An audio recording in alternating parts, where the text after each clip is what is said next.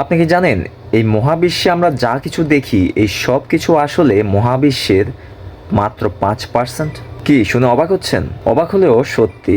বাকি 95% জুড়ে এমন কিছু আছে যা আমাদের চোখে দেখা যায় না। আর এই সব কিছুরই একটা রহস্যময় অংশ হলো ডার্ক ম্যাটার। ডার্ক ম্যাটার বলতে বোঝায় এমন এক ধরনের বস্তু বা পদার্থ যা মহাবিশ্বে প্রচুর পরিমাণে রয়েছে, কিন্তু এটি আলো বা অন্য কোনো ইলেকট্রোম্যাগনেটিক রশ্মি বিকিরণ বা শোষণ করে না।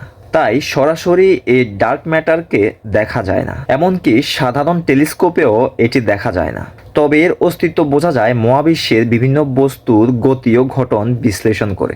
গ্যালাক্সি যেভাবে ঘোরে তাতে তাদের গতি এত বেশি হয় যে সেখানে তাদের টিকে থাকা অসম্ভব। তাই বিজ্ঞানীরা ধারণা করেন যে কোনো অদৃশ্য কিছু এদের ধরে রেখেছে, যেমন ডার্ক ম্যাটার। আজ পর্যন্ত বিজ্ঞানীরা এই ডার্ক ম্যাটারকে ধরতে পারেনি, তবে বিজ্ঞানীরা দিনরাত চেষ্টা করে যাচ্ছে এই ডার্ক ম্যাটারকে ধরার জন্য। কে জানে, হয়তো একদিন আমরা এই ডার্ক ম্যাটারের মুখোমুখি হব। আপনাদের কি মনে হয়, বিজ্ঞানীরা কি এই ডার্ক ম্যাটারকে ধরতে পারবে? কমেন্ট করে অবশ্যই জানাবেন।